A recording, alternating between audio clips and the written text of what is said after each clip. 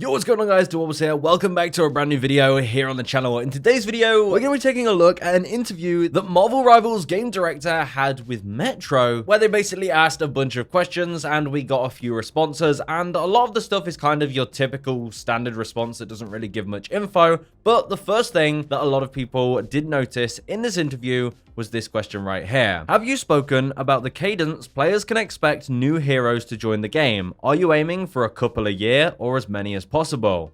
Now the director responds, every season we'll be rolling out fresh seasonal stories, new maps, and new heroes. We'll actually be breaking down each season into two halves. The length of one season is 3 months, and for each half of the season, we will introduce a new hero. We just eventually want to continue to enhance the experience and, you know, keep everyone excited in our community. So, what does this mean for Marvel Rivals? Because right now in Season 1, we know that Season 1 supposedly has more content than usual in a normal season. That's because we're getting 4 new heroes, we got 2 at the start, and we're getting 2 more later. But going forward, from Season 2 onwards, it looks like we'll be getting 2 new heroes every season, which means 2 heroes every 3 months, and 1 new hero every mid-season, which is about 6 to 7 weeks. So every month and a half, we're getting a new hero in Marvel Rivals, and I think that's pretty good. Now, a lot of people were hoping that we'd be getting 4 every season, but honestly, I think 2 every season is a perfect balance to allow us to kind of figure out the characters, let the meta shift, and then be excited for what's next.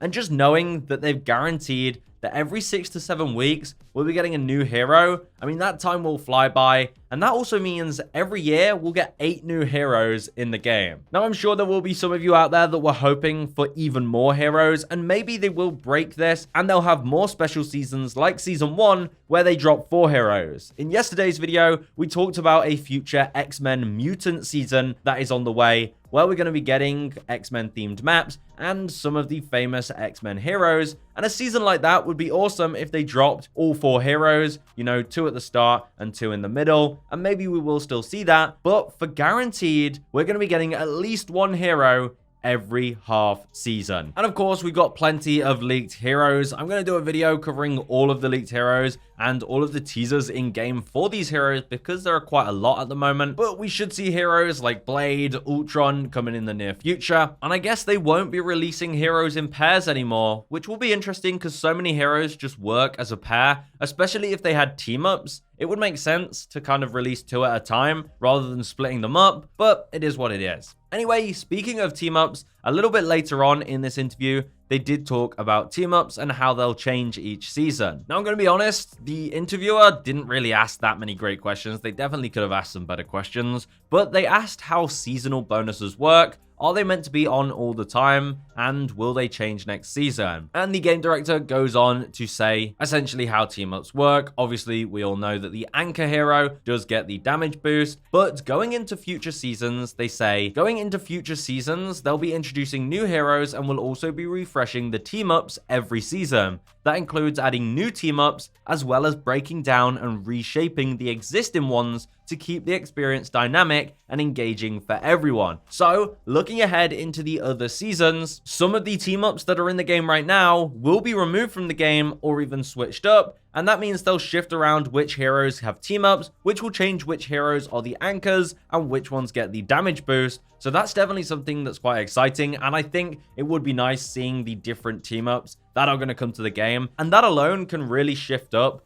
the way the game feels and the way different heroes play. While we're talking about it, let me know in the comments which heroes that don't have team-ups would you like to have a team up, and maybe give me an idea for what that team up could be. There was another interesting question. I thought we'd see what the response is. So the interviewer asked that you've been pretty clear about not wanting to enforce a role lock. That said, the community conversation around the topic right now is really loud. If that conversation becomes loud enough, would you be willing to change your stance? And the director says yes. So we totally get that the community is discussing role lock and role queue. At its core, it's really about the game balance. So what we want to offer is more lineup or more team comp possibilities through our hero design and our team up mechanic. So we'll be taking a little bit more of a Marvel inspired approach. It's all about giving the players the freedom to experiment and find their unique strategies, as we've seen in many games and streams. Post-launch, people have been exploring an indefinite amount of team compositions, and we're excited about what's coming. We believe no role queue will lead to a richer gaming experience for everyone. And I actually agree. When it comes to Marvel Rivals, I don't think a role lock system needs to be in place. Because of how different the heroes are, along with the team up abilities, you can go for some wild compositions that end up working. I've seen a lot of people going for 3 supports at the moment, and I think that is a viable strategy. And although role queue will stop those odd games where you do have terrible team compositions where no one wants to work together, but I think realistically, the potential of the Marvel Rivals team composition is just too crazy for them to add role queue anytime soon, and it looks like that's their stance. I don't think they're going to add role queue. As they've said, even if people complain about it a ton, I don't think the majority of people actually want it, and I don't think they're going to add it. Okay, here's another question. They said, what's your philosophy on game balance? Do you think making changes to heroes who are strong with the best players is best? Base it on what is strong in tournaments, or do you want to preserve the casual player experience? So basically asking, how do they want to balance the game? Do they want to base it on the esports? Do they want to base it on professionals or casual players? And the response is the team generally wants every kind of player to enjoy the game in their own way. So instead of just zeroing in on either tournament results or quick play, we're going to take a broader look at overall balance data on all the heroes in all the modes. Additionally, we've also introduced a ban/pick system in higher tier ranked matches and in tournaments. So this adds another layer of strategy for competitive players, giving them more choice in how they want to approach every single game. So a pretty generic response. I mean, you probably wouldn't have expected much else. When it comes to balancing, they want to balance heroes as a whole, looking at it from a global scale, rather than focusing on, how they perform in tournaments, which I think is fair enough. And the last question I saw here was, are you happy with the map variety currently in the game? They say yes, they're super happy about all the diversity in their maps we have right now, and also the destructibility. In the future, we will also be planning to introduce even more map diversities,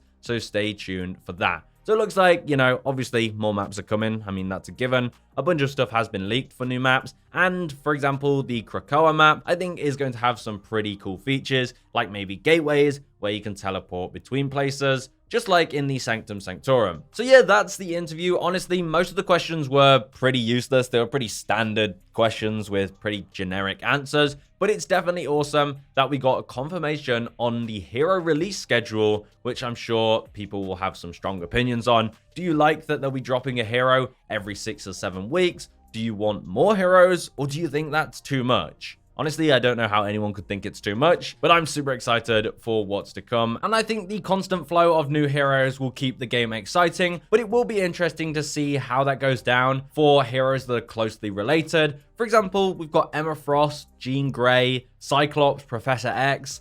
Those characters that are leaked, I feel like it would be sick to have them all drop in the same season. So maybe they will still do that, but one hero guaranteed every 6 to 7 weeks. Let's go. I think that's absolutely crazy. I'm here for it, and I'll see you guys in the next one. Goodbye.